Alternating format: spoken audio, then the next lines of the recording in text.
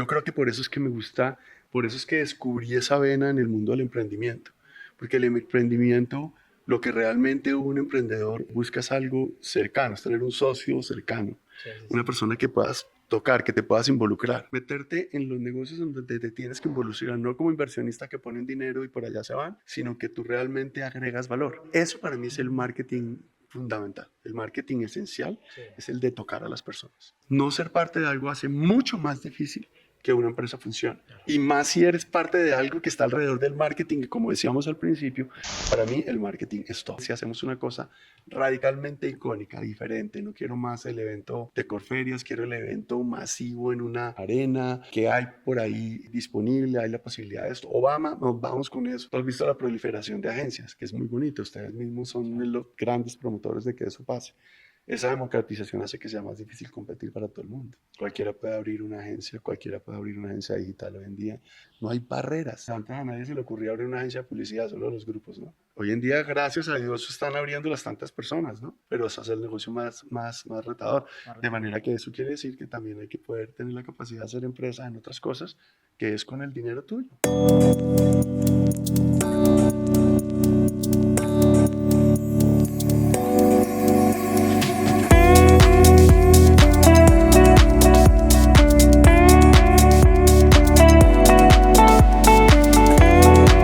Hola amigos de Copu, bienvenidos a un nuevo capítulo más de Perfiles, un espacio donde el liderazgo tiene nombre y apellido. Hoy nos encontramos con la fortuna de estar con Ricardo Leiva. Ricardo es uno de los grandes empresarios, publicistas y creativos del país. Gracias a él, hoy Colombia conoce, como lo conocemos, como es el marketing de experiencias. También Ricardo es uno de los empresarios más destacados. Participó durante años en el destacado programa Shark Tank Colombia, impulsando decenas de emprendimientos colombianos gracias a su visión y, por supuesto, inversión. Ricardo es un empresario y publicista, pero más allá de eso es una persona que ha construido industria, una persona que entendió que las marcas no solo deben decir, sino también hacer sentir. Hola Ricardo, ¿cómo estás? Bienvenidos a Perfiles. Bienvenidos a ustedes aquí a mi casa. Muchas gracias por esta invitación. Siempre será un honor estar con Copu. La verdad es que ver lo que ustedes hacen por la industria, por nosotros, por entender cómo se deben hacer las cosas, pero también por saber que tenemos que una industria que la tenemos que cuidar nosotros, que el corazón somos nosotros mismos. Eso, hermano, felicitaciones y gracias. Gracias Ricardo por las palabras. Arranquemos esta entrevista. En Perfiles lo que queremos es conocer un poco de tu trayectoria y todo lo que ha pasado. Tú eres una persona que ha trabajado por varias décadas en la industria del marketing y la publicidad. Y estábamos hablando un poquito antes que tú iniciaste trabajando en el departamento de marketing y de ventas de muchísimas empresas como Levapan, Unilever, L'Oreal, Johnson Johnson, y ahí construiste un nombre con mucha reputación. Quería preguntarte un poco por esos primeros años de Ricardo Leiva antes de pasar al Ricardo Leiva empresario y persona que trajo un sistema súper innovador al país, que ya le vamos a contar a la gente de qué se trata. Lo primero es que terminé trabajando en una compañía, gracias a que mi mamá me obligó a trabajar en esa compañía, porque yo después de hacer mi servicio militar en el ejército, pues era de mis hermanos, era como el que estaba mejor inscrito en la universidad. O sea, yo pasé a estudiar ingeniería industrial en la Javeriana y duré un año en la Javeriana, pero no me veía como ingeniero y yo quería trabajar y estudiar al tiempo, pero en esa época eso no era como tan obvio, no había dónde estudiar de noche. Pero por una buena casualidad, el Politécnico tenía su carrera de mercadeo y se iba y decían que se iba a convertir en una carrera profesional pronto. Pero la verdad es que yo le dije una mentira a mi mamá porque yo me quería salir, trabajar, quería volar en cometa porque ya estaba empezando en mi locura del vuelo libre y terminé trabajando en una compañía que se llama Levapan, una compañía nacional con unas marcas hermosas en el departamento de ventas de Bogotá, siendo asistente administrativo en cartera.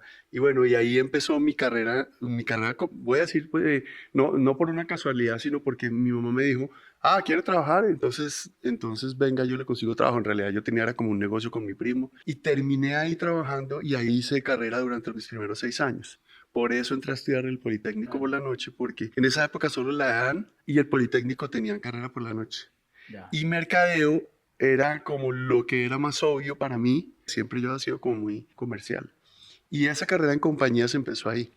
Y duré 20 y pico años en carreras en compañías. Entonces Pero eran siempre como ciclos de 5 o 6 años. De Levapam pasé a Verol, estuve un corto tiempo ahí, después pasé a Johnson Wax, se llamaban en esa época, no Johnson Johnson. Y siempre fui estando en el mundo del mercadeo. Después entré a Unilever, que ahí hice una carrera, fui expatriado en Venezuela y manejé el mercado andino para una de las categorías, la categoría de Home Care. Y de ahí fue cuando arrancó Chávez, y ahí hubo como una sacada de los expatriados y yo vivía feliz en Venezuela, mi hija nació allá, mi hija mayor nació allá y terminé de director general en L'Oréal en Colombia, pero trabajando para L'Oréal, una compañía increíble.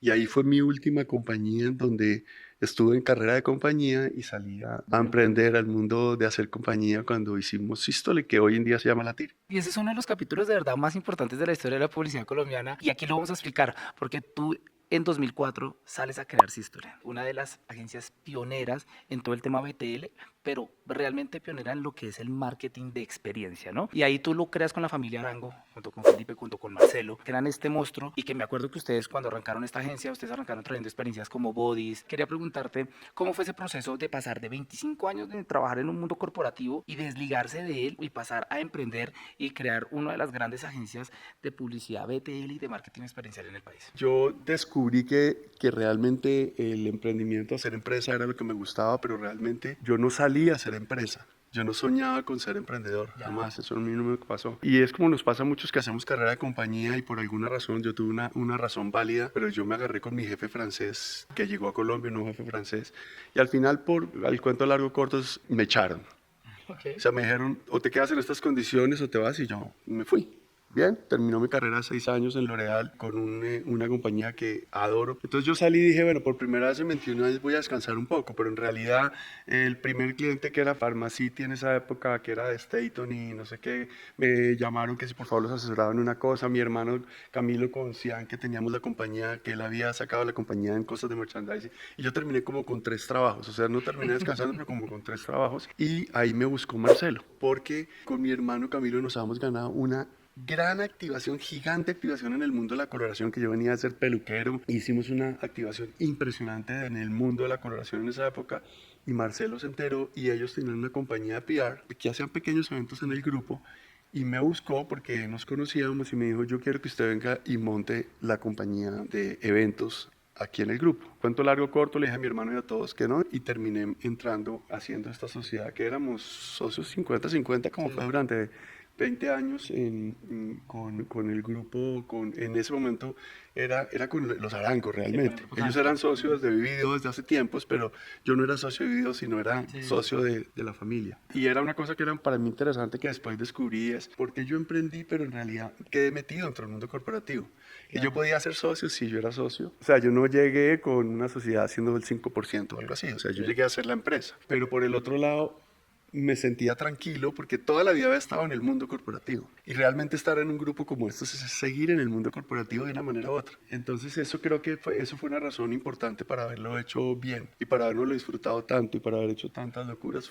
Ese el proceso. Y Sístole, realmente Marcelo fue súper parcero y gestor de él porque siempre fue súper metido en la estrategia, pero cuando creamos el nombre de Sístole vino de un primo de los Arango porque él encontró que el movimiento del corazón que más activo es el sístole, y nosotros básicamente en esa época íbamos a hacer marketing experiencial, que es activar marcas. Era la época en la que estaba empezando a salir el cuento de activaciones de marca, porque anterior a eso era pura promoción, ¿no? Promociones, publicidad, radio y televisión, ¿no? Te quería preguntar por esos primeros años del marketing de experiencia.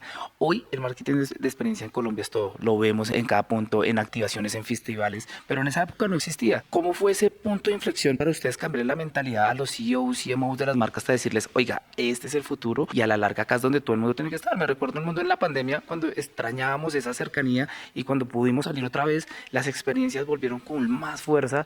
Entonces se siente muy potente el servicio del marketing de experiencia y quería preguntarte por eso, como por esos primeros años y cómo también ustedes le dieron la vuelta al tema. Para mí el marketing de experiencia fue mucho el marketing que yo siempre practiqué mucho. La primera vez que manejé una marca manejé gelatina gelada. Después de ser mercaderista y supervisor de mercaderistas en Levapan, allá teníamos la marca San Jorge, la marca Levapan, la marca Gelatina Gelada, que en esa época era una cosa de locos. Eran marcas que hacían su marketing o en comerciales de televisión o en puntos de venta con degustaciones y todo, pero para mí el marketing promocional es la base del marketing experiencial, porque el marketing promocional es tratar de llevarle algo en vivo, de verdad, visible, o de un servicio o de un producto a la gente.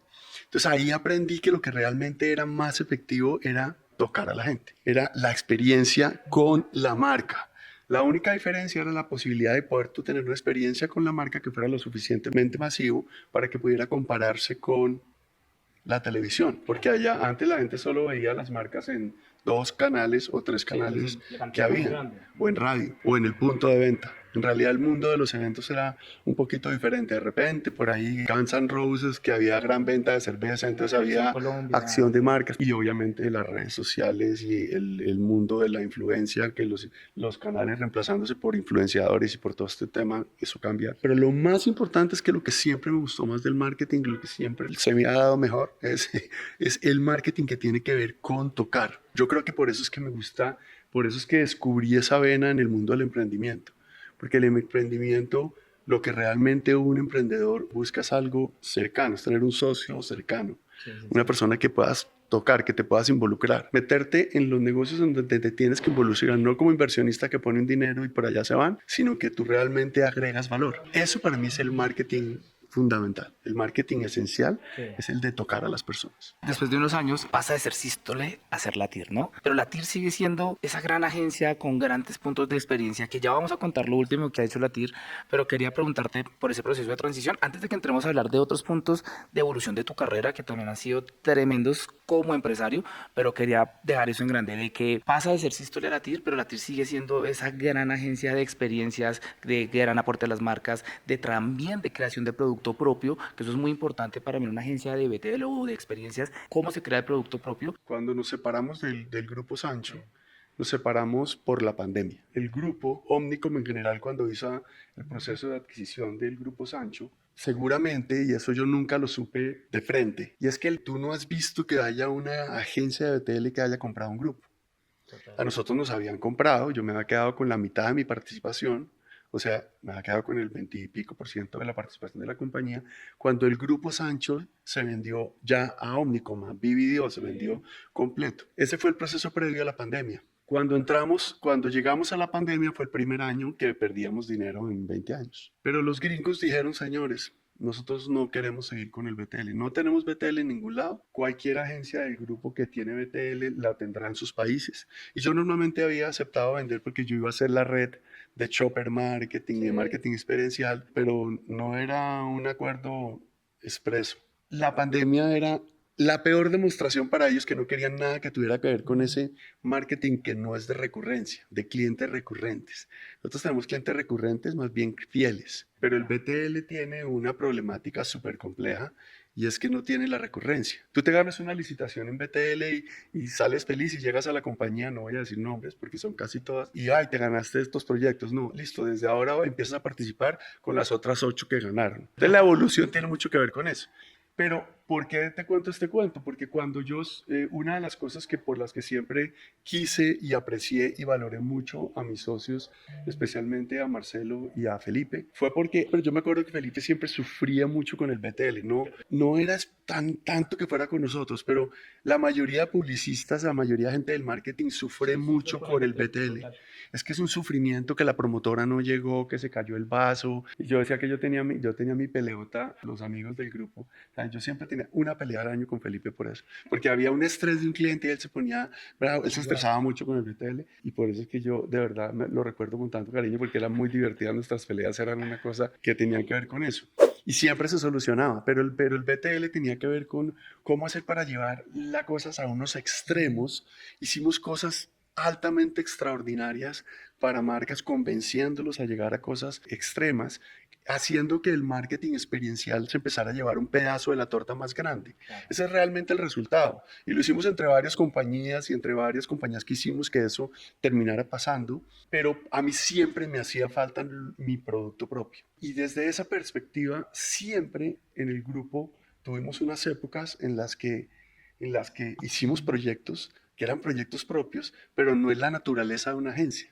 La naturaleza de una agencia es ganarse una licitación, trabajar con el dinero del cliente y hacer resultados para que el cliente supuestamente venda más, pero trabajar con el dinero del cliente también. Entonces a mí me gustaba mucho usar el saber hacer, pero dentro del grupo lo hicimos 2 o 3 veces. Bueno, cuando todo el proyecto de Culture Marketing, creo que hicimos una transformación del el mundo del marketing al edutainment. Más de 800.000 personas en las exhibiciones, Bodies, Da Vinci, Einstein, con marketing. No era con marketing para promover el evento, sino que llegaba a la gran exhibición que va tureada por todo el mundo y esa exhibición la convertíamos en 4 meses de transformación en la educación alrededor de la salud, que era Bodies, que eran cuerpos muertos. Eso no lo hizo nadie en ninguna parte del tour del mundo. Yo vi el tour del mundo, lo vi en Nueva York, lo vi en Europa, en ningún lado pasaba eso. Da Vinci, 300.000 niños de colegios públicos, llegábamos a la ciudad, decíamos, alcalde, si usted se encarga que los niños de los colegios públicos vengan, nosotros hacemos que esto pase. ¿Qué pasaba? La gente, los niños llegaban a la exhibición, habían cartillas, habían tareas que tenían que traer, todo una cosa alrededor del... Entonces las marcas venían y decían, yo quiero ser parte de esto. Entonces me gustó mucho eso, pero es un ejercicio que es emprender. Y ese es un gran ingrediente. Pero se suma a las experiencias de aprender a hacer marketing tuyo o del otro, no importa. Al final es hacer marketing experiencial como una base fundamental de experiencia de cliente, de rotación, de engagement, de cualquiera de las metodologías que hoy en día son más, que trajo, el mundo digital trajo metodologías que existían en el mundo del marketing del on y del off, lo mismo, solo con nombres diferentes, el engagement o el funnel de conversión o cualquier cosa, hoy en día simplemente tienen una tecnología detrás, una filosofía, pero la mente del consumidor ya preparada para comprar omnicanalmente. El marketing de hoy en día es súper fascinante, es básicamente por eso. Pero esa transformación del sístole al latir, que era hacia donde quería ir, tuvo que ver básicamente con que los gringos nos han comprado una parte, pero dijeron, señores, pandemia, no queremos nada que tenga que ver con compañías, que tenga que ver con... O sea, imagínense, nosotros éramos los primeros que se cerraban, ¿no? Y dijeron, no, nos queremos salir del negocio y propusieron liquidar la compañía. Y yo les dije, pues yo me quedo con la compañía, me quedé con la compañía y al final cambiamos el nombre, más por una razón técnica, legal, y es que cuando tú ya eres dueño y eres un grupo que está en la bolsa de valores y compraste una compañía por un valor hace 2 años, pues no la puedes entregar. Yo al principio tuve que decir como que yo quiero quedarme con el nombre, pero al final pues el ejercicio de marca lo hicimos dentro del equipo que se quedó y nos quedamos con la compañía y invité a los socios operativos principales a que fueran socios de una parte del negocio y ahí vamos. Esto es un proyecto de mucho tiempo que va para largo, ¿no? Oiga, Ricardo, pero bueno, la TIR ya empieza su propia historia, ya está pasando los 5 años, otra vez estás trabajando para grandes marcas, impresionantes eventos, pero lo mismo que estaba pasando cuando creaste estos grandes productos, también lo estás haciendo ahora, ¿no? Y también trajiste el partido de la historia a Colombia, trajiste el mejor jugador de la historia, Lionel Messi, y estuvimos con Copo en Medellín viviendo esta experiencia y era ver un circuito, un fin de semana alrededor del deporte, más de 7 marcas patrocinando, desde neobancos, bebidas, marca país, algo impresionante que yo decía, oiga, otra vez se creó un producto impresionante, ver 40.000 personas en el Atanasio. Quería preguntarte por todo ese proceso de que otra vez la TIR pone un gran hito en la historia de los eventos para Colombia. Cuando tú quieres hacer que el saber hacer de lo que tienes, porque parte de lo que estábamos hablando antes cuando tenía mis socios siempre fueron parte y me dejaron hacer las cosas que inclusive ponían en riesgo la compañía, como el tema de Culture Marketing, porque fueron cosas impresionantes que terminas equivocando con una que era una exhibición de dinosaurios y se nos enredó toda la cosa y dijimos, ¿sabe qué? No lo vamos a hacer. Al igual que cuando yo fui a abrir a Brasil, que ellos dijeron, oiga, en la Junta Ricardo no dijo algo de Brasil. Ay, hijo de puta, pregúntele. Sí, no, es que estoy abriendo Brasil. O sea, ese tipo de cosas pasaban. Era parte de la naturaleza. A mí me iba bien porque siempre estaba bien, muy bien rodeado administrativamente y hoy en día mi socio financiero, todo el equipo siempre yo los complemento, ellos me complementan porque hay cosas que no me gusta hacer.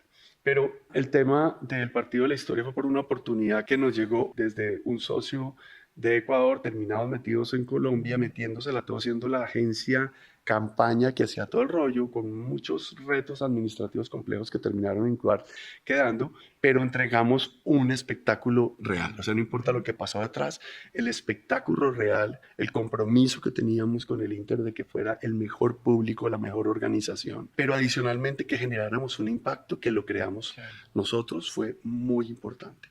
sea, creamos una escuela de niños, la participación de más de 3.000 niños de la alcaldía, la escuela de niños, el PanFest, todas las actividades que hicimos hasta el foro de marketing deportivo, pero para mí habían dos cosas que me gustaron mucho, que obviamente el hito era Messi, era el ejercicio, era poder traer a Colombia ese espectáculo, pero era poder hacer un primer paso, otra vez volver a hacer un primer paso. Es como la cuarta o quinta vez que intento ser pionero en algo que creo que es relevante. Y es entender que tenemos un país que es ejemplo y envidia, voy a decir, envidia de la buena, para todos los países de América Latina y del Caribe, porque estoy seguro que es para todos. Si ustedes ven lo que pasó en estos días con Shakira en el Zócalo, eso dice, Colombia realmente es una potencia alrededor de la cultura.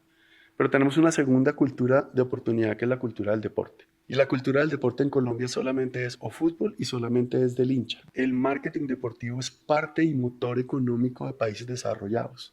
España, Estados Unidos es una locura absoluta. Sí. Y aquí no hemos aprendido a hacer marketing deportivo. Y de hecho con este aprendizaje entendimos que la gente todavía no invierte lo suficiente en atraer a su público cuando el deporte y la música tienen el mismo volumen de impacto. Obviamente la música es mucho más dinámica, pero tú puedes convertir el marketing en espectáculo. El marketing en espectáculo y en desarrollo y en bienestar y en el posicionamiento de marca y todo lo que realmente se puede hacer. Entonces yo quería que ese fuera la primera instancia.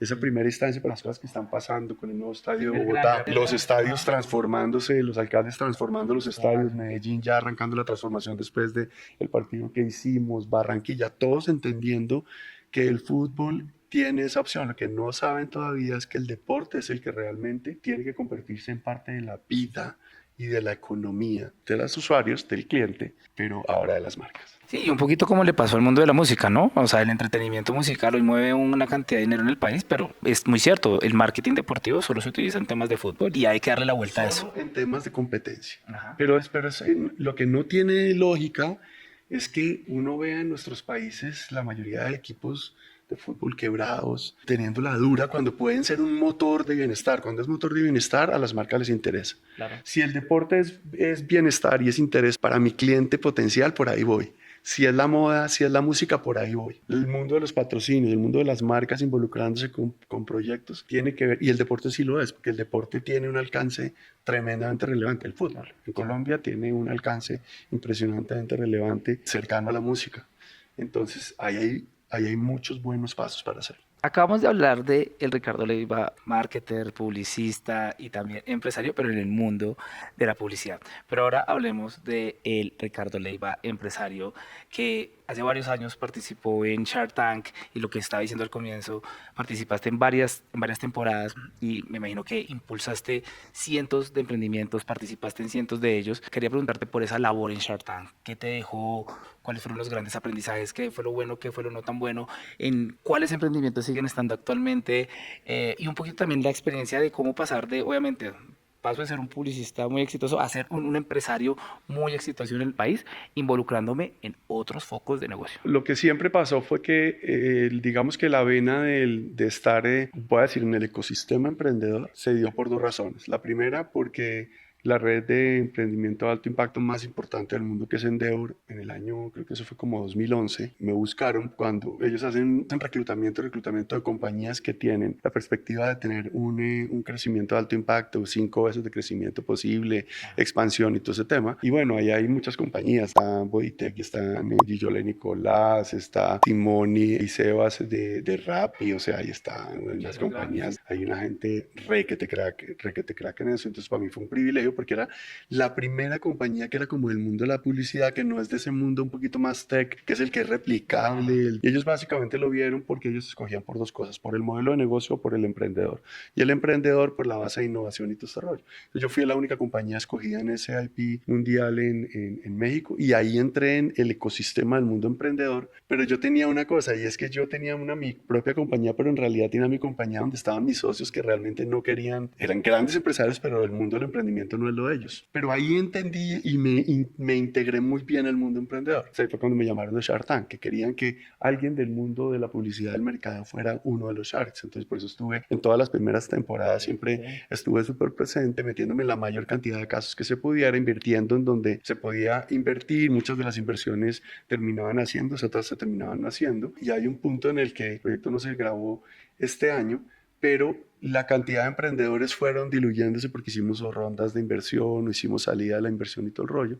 Y hoy en día estoy en realidad involucrado con 3 emprendimientos de los 20 y pico que terminé haciendo en la mayoría de temporadas. Y realmente lo que más me pasó es que terminé haciendo mucho más impacto en los que ayudaba que en los que invertía, porque pasaba una cosa y era que como yo sí estaba muy metido en ese mundito, al final fue por el que terminé aceptando hacer la sociedad del marketing, era porque eran tantas las llamadas que yo en un punto, por ejemplo, cuando estaba en el grupo Sancho, creamos una unidad para atender emprendedores y terminamos atendiendo a de cuenta 16 emprendedores porque encontramos un modelo de hacer que yo les dije, pero si yo uso mi equipo me toca cobrar porque yo no puedo ponerle a mis socios tener gente, ¿no? Y esa vaina fue muy emocionante, pero fue muy compleja porque los emprendedores no pagan. Sí, 1.200.000 y eso toca cobrarlo, o sea, hay que ir hasta la estación de policía, ¿no? Pero siempre me emocionó muchísimo hacerlo. Al final terminé haciendo una comunidad, pero que tengas que pagar algo muy pequeño. Lo que pasa en la comunidad del marketing es miles de personas pagando un monto, pero ahí lo que pude hacer fue expresar toda la metodología del marketing mía y de mis socios de Black para ayudarle a la gente a tener herramientas, una herramienta sólida de marketing, pero con una cosa que era la que yo he aprendido en Endeavor, que fuera una comunidad. Y usted entra, no está tomando un curso, sino también es parte del grupo de Facebook, de las sesiones de preguntas y respuestas. O sea, que la gente tiene a quién preguntarle, con quién juntarse, ser parte como una comunidad. Creo que es uno de los ejercicios más relevantes. Ustedes que hacen ejercicios de networking muy importantes, el networking es muy importante, pero poder ser parte de algo es la gran diferencia entre una compañía grande y una pequeña. Un grupo multinacional de cualquier compañía, ser parte de una compañía tienes a quién preguntarle en Londres, en Nueva York o en Bogotá, oiga, está pasando esto. No ser parte de algo hace mucho más difícil que una empresa funcione. Y más si eres parte de algo que está alrededor del marketing, que como decíamos al principio, para mí el marketing es todo. Gracias a esa entrada del mundo del emprendimiento y del mundo empresarial como empresario que empieza a invertir, yo quería preguntarte por 2 temas que siempre me han rondado en la cabeza, y es este programa que tienes con Richard Branson, que me parece increíble, bueno, que no lo expliques porque es algo de las cosas que uno ve y uno dice, pucha, ¿cómo se hace para estar allá y cómo funciona ese programa?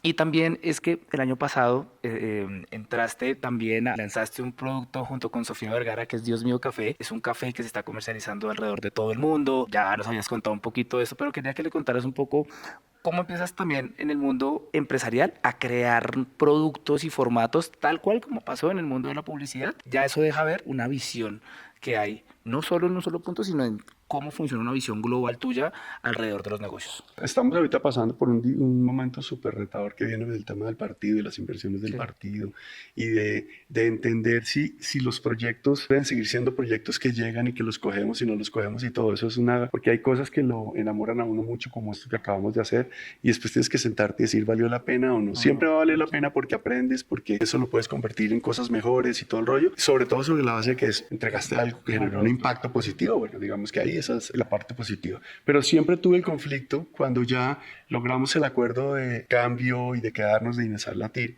Siempre hicimos el diseño del Latir que queríamos, todavía lo estamos evolucionando. Pero una de las cosas que yo sí no quería negociar era usar el saber hacer nuestro del marketing y de los negocios para nuestros propios proyectos. Y el proyecto de Sofía vino de una oportunidad que nos enteramos que a ella se le había caído una marca de café y teníamos acceso a ella. Y el cuento largo corto es que el equipo trabajó un proyecto impresionante y nos fuimos a puro riesgo. Invertimos realmente mucho tiempo, recursos y todo el rollo, porque era conquistar el mercado a través de un personaje como Sofía, que está posicionada como colombiana, latina, y además con su queja con el café en cualquiera de los talk shows, con Ellen DeGeneres, con cualquiera siempre quedándose del café. A Sofía le gustó, creamos una compañía, trajimos unos cercanos inversionistas, gente muy relevante detrás del tema, y lo que hicimos fue de una marca que se desarrolló en una agencia de BTL, si la quieres llamar así. Realmente nosotros creemos que somos una agencia de marketing, que podemos hacer cosas integrales, no integrales, eventos, activaciones, pero también en marketing terminamos desarrollando una marca completa, una marca de principio a fin, lanzándola en los Estados Unidos y hoy está presente en más de 2.000 puntos de venta en los Estados Unidos de retail, con un reto espectacular de marketing para el mercado americano, con la base inicial desde Colombia. Eso es lo que realmente yo soñaba, hacer eso, más que el proyecto que sale y entra, porque eso siempre termina concluyendo qué bueno haberla hecho, pero siempre te desenfoca. Entonces esto nos tiene muy contentos y tenemos en un pipeline de 1 o 2 proyectos tremendamente relevantes y positivos que tienen que ver con eso, con ser parte, ser socios, pero también traer a las marcas a esa oportunidad. Entonces lo que siempre dibujaba yo para mis socios pues era mucho más hagamos, enfoquémonos, hagamos. Me pasaba igual con los arangos siempre decían, pero ¿por qué hacemos cosas por fuera? Yo me acuerdo que cuando los arangos estaban en el cierre con los gringos fue cuando hicimos el evento de Barack Obama, hicimos EXMA, que además EXMA fue un ejercicio, yo me venía conociendo a Fernández hace rato, ya me había dicho que si yo me quedaba con EXMA en Colombia, yo le había dicho que no podía, eso es cuando le dije que podía, le dije si hacemos una cosa radicalmente icónica, diferente, no quiero más el evento de Corferias, quiero el evento masivo en una arena que hay por ahí disponible, hay la posibilidad de esto, Obama, nos vamos con eso. Y ese ejercicio fue llevar fue hacer ese primer evento en una arena, un evento de negocios. Y casualmente en esa época me acuerdo que cuando fue el día del evento de Obama, estaban los gringos acá en visita, que nunca estaban en visita en el grupo, y fueron a ver la vaina, la arena y decían, Ricardo, usted está loco. Entonces ellos decían, yo preferiría que no lo hicieras, preferiría que te dedicaras a los briefs de los clientes, pero siempre yo lo tenía ahí presente. Y yo me acuerdo que dibujé el círculo y decir, la mitad de nuestro negocio tiene que llegar a atender marcas, seguir atendiendo y estando en el mundo corporativo, y la otra mitad debe estar para nuestros propios proyectos. Obviamente no es una fórmula mágica que yo diga que sea la correcta o la incorrecta, para nada, ni que esta es la más valiente o no. Y creo que hace mucho sentido, pero tienes que tener mucho cuidado con el foco. El equipo tiene que estar súper enfocado. El equipo, hay que hacer inversiones correctas, hay que meter tecnología. Y ahí es donde todos los días aparece un reto nuevo en este mundo de este marketing tan tremendo. Has visto la proliferación de agencias, que es muy bonito. Ustedes mismos son los grandes promotores de que eso pase. Esa democratización hace que sea más difícil competir para todo el mundo. Cualquiera puede abrir una agencia, cualquiera puede abrir una agencia digital hoy en día. No hay barreras, ni siquiera hay barreras para las agencias de publicidad. Antes a nadie se le ocurría abrir una agencia de publicidad, solo a los grupos, ¿no? Hoy en día, gracias a Dios, están abriéndolas tantas personas, ¿no? Pero eso hace el negocio más retador. De manera que eso quiere decir que también hay que poder tener la capacidad de hacer empresa en otras cosas, que es con el dinero tuyo. Eso también nos pone retos a la industria publicitaria de ser mejores, pero también lo que tú dices, oiga, también si también es muy pilo, puede hacer algo en otro negocio y crear 2 negocios. Bueno, Ricardo, ya hablamos de publicidad, emprendimiento, ahora hablemos un poco de ti y tus gustos personales. Tienes un tema con la aviación y tienes un tema también con tu finca en Casanare que pasas bastante tiempo y quería preguntarte cómo juega el tema de tu pasión por la aviación, por la finca y con el negocio, cómo juegan esos dos, Ricardo, en su día a día y en su vida diaria. Pues yo creo que han jugado siempre y creo que el mundo de emprender es muy como cuando yo inicié hace tantos años el mundo el gusto por los deportes de aviación, digamos, porque realmente más que un deporte extremo, el vuelo libre, que es el vuelo en cometa o en Ícaro, es lanzarse a una montaña con técnica, con un aparato que funciona, con un paracaídas igual también, pero igual estás en un medio que no es el tuyo, con aparatos muy bien probados, con una técnica y con decisiones que tú puedes tomar y estar seguro de que no va a pasar nada, a menos que hagas algo que tú decides, yo me voy a arriesgar y me voy a lanzar aquí, la nube está adentro, cualquier cosa que pueda pasar. Hoy en día como piloto privado, salir a volar y sabes que en la mitad del camino el radar dice que hay una tormenta y te la vas a atravesar. La vida de la aviación para mí tiene mucho que ver con ese yo que es el que hace el partido de Messi, que es el que hace el culture marketing, que es el que intenta hacer la empresa, que es esas mariposas que tú tienes acá, que estás preparado, que te entrenaste, estás listo, el viento pareciera ser que está, pero igual te lanzas y sabes que lo que te cuida es ese miedo. Es como transformas ese miedo en acción. A mí el gusto por el aire es una cosa que yo no sé por qué. No, sí sé por qué. Creo que también es el único lugar en donde me concentro al 100%. Me tengo que concentrar, obviamente, porque la metodología, gracias a Dios, me concentro, pero es lo que me tiene completamente súper enfocado. Mi pasión por la aviación, por la metodología. De ahí nació la Sociedad del Marketing, porque ahí nació un proyecto que llamábamos Despega, que es despegar proyectos y en la comparación, porque la metodología de la aviación es súper metódica. Metódica en todo sentido, pues porque obviamente estás poniendo en riesgo tu vida y el de las otras personas también. Es volar. Entonces, la aviación para mí es lo máximo, volar en el llano, y en el llano encontramos un lugar que habían encontrado los pilotos desde hace mucho tiempo y que es un sitio donde los pilotos tienen sus en una zona del Casanare muy, muy especial, muy linda, enfrente al río Meta o al río Cravo Sur. Y entonces tienes allá, llegas allá, puedes volar en tu ultraliviano, te disfrutas mucho realmente la libertad de volar. Ya no estoy volando en vuelo libre de montaña, tengo mi cometa, pero ya no creo que sea una práctica porque ya para que un descoordine y aterrizar mal y te romperme una pierna, eso ya pues ya no estoy para eso.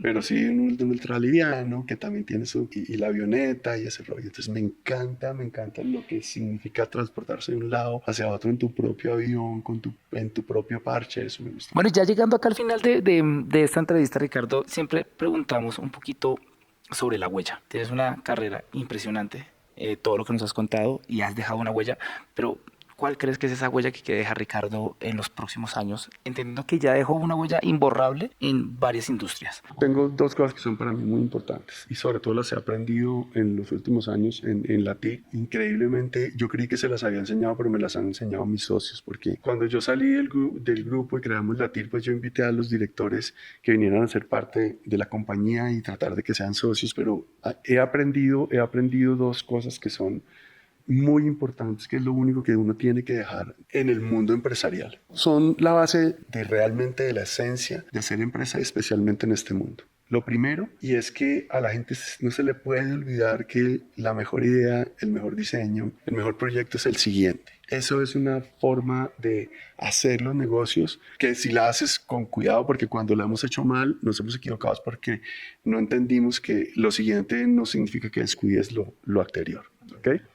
Pero pues es como lo he dicho muchas veces en las charlas, que en este mundo en el que yo estoy metido con creativos, sobre todo en la etapa anterior, los creativos siempre están tan enamorados de la idea anterior, en la que se ganaron el premio, que se estancan mucho tiempo en esa idea y a veces no avanzan a la siguiente. Por eso es que tengo colegas y amigos que me encanta cómo trabajan porque son súper agresivos con la idea, con el nuevo proyecto. Y la segunda es que tener un socio tiene que ser la palabra real. Socio tiene que ser un socio real, tiene que haber complementarse, es muy importante.